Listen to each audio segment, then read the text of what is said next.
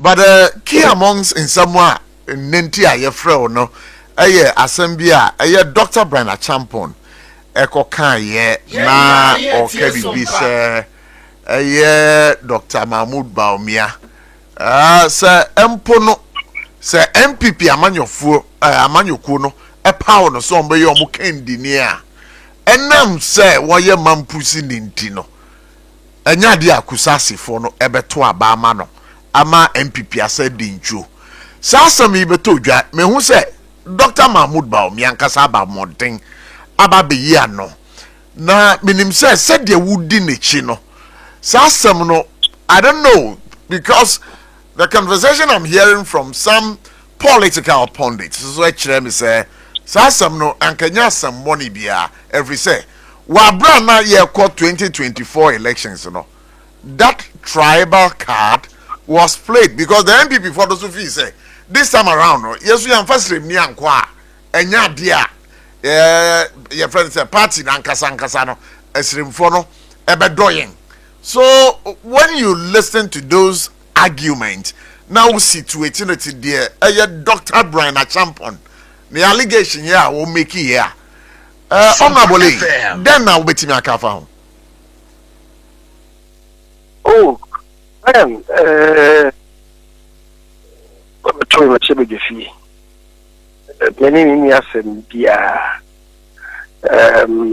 now, unfortunately, that's more kind idea. I think it's a very unfortunate statement.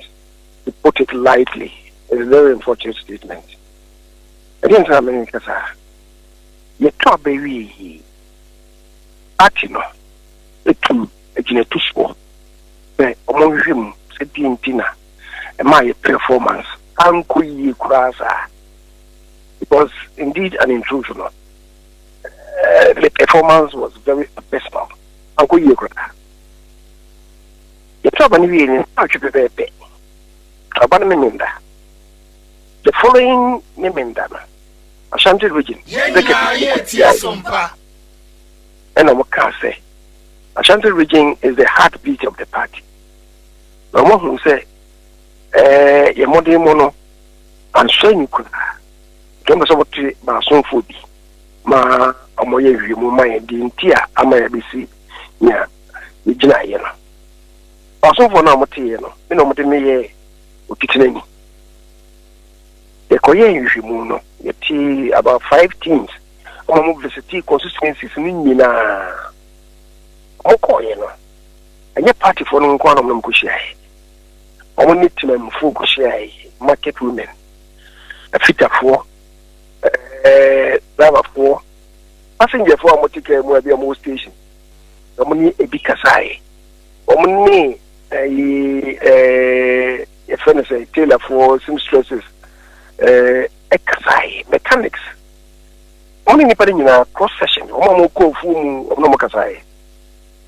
Da amoko no pesne na design e no yen Ashanti de ne de hyemu e ma mu bisaye say abato na e ko no ntwa ye di no that was the first time na and before so the FM a partner and nimu so yen faninko e ko no that was the first time. It was also the first time on my morning in our crown, a decramoni, a D party be a new don't go. And he bizarre questions, no, so 2 questions no were asked. Say, maybe a much to say. First time I did a seminity, couldn't into the my performance, no, Uncle Yesana. The second question was. Edi kainia edi kramoni so edi party bi anim eh onko pray to me na mai na anonso ka no bi na ma yentimi amomode enkwa ya na the mo ko no the answers given na no o bi bisa no debi yes muni asem o kramoni nti debi it has nothing to do with the kramoni Ashanti report no Now at the national level, no, and national council so am I yet Professor Okwe committee no so near every mwabano actually say there was no evidence to say oye kremuni oye esremuni intinema yantwabano amano. Those two no in me Ashanti report no in me and also Ashanti report no doesn't support that. A national one no doesn't support that. You know, it could be our domope. A German for foundation be high for the Conrad Adenauer Foundation. What are you meaning? Dance more. Me funny BCS think it is some shame. So ye or yes, Simuni or Yekremuni, you know. Report no. In Nimusa, Conrad Adenauer Foundation, you know. The investigation has been so calm who ye a one again. Almost a report no. In Nimusa, and where is this coming from? Anybody decide to be shamus or Yekremuni or yes, Simuni, Intina Ama, ye Ninkudimino. There's no trust in that. You've been also, or ye a simple crowd, one for Bibiama, or ye not, and so when you have for Bibiama from the stream. I buy it to the opinion. A sad beach in a bow, a people. And yet, a slim one, you lose votes. Baby, are you lose votes? Ashanti region.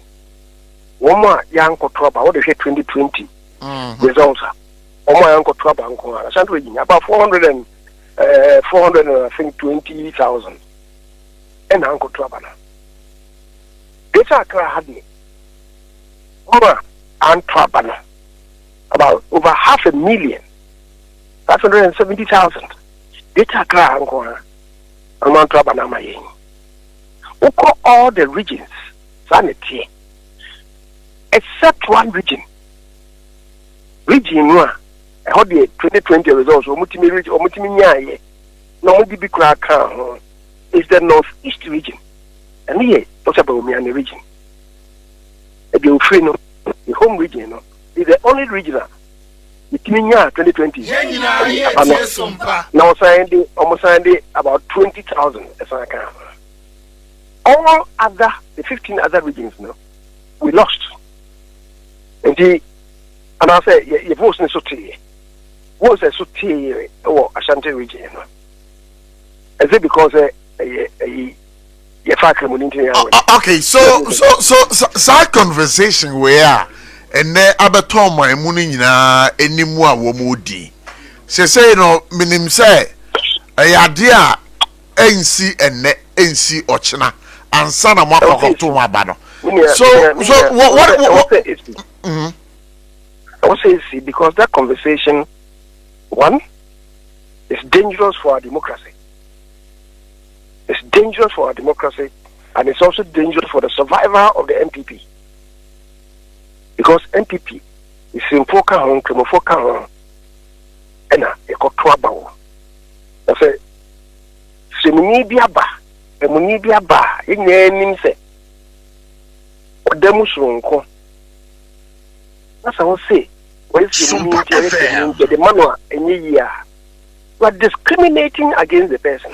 Okay, so if you say you are discriminating against the person, what action Sabri Mokamp Mubeteki would you petition the National Council of Elders of your party to step in this regard, or better still, go to the national executive of the party and lodge a complaint so that this kind of tribal, bigotry, politicking would stop? Would you take that action?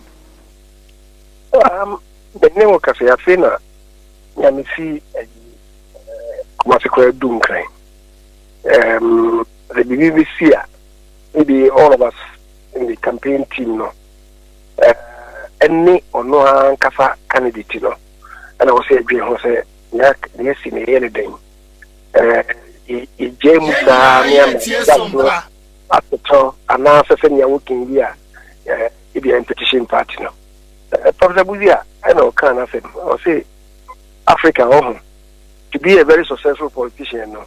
Also nya ye fun kese na oji nfem nyina egum. Papa ne boni.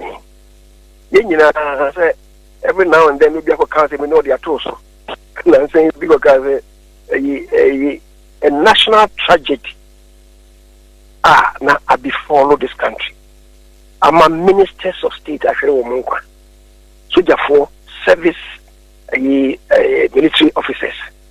Woman and so mine akunshia atofuwo sei na mako baby na party assembly na nipo kana mso ministers amowu no omunyina ye ministers of state. Which state ni kan wasem? The state of Ghana, the Republic of Ghana. Ntina make say enye NDC for we say NDC abreso no obeye aswa for de enye NDC for na enya omamunu na enya nti me sha say na mze sorry me mompaye ma wo mo se nyame for mo kransi yi yeah nyame kwa enche chire o mobusu afo yire if you want to be akofa sorry some kai what done no say me say omo ewu no omo wu amonko na ndisi fo na nya omo yi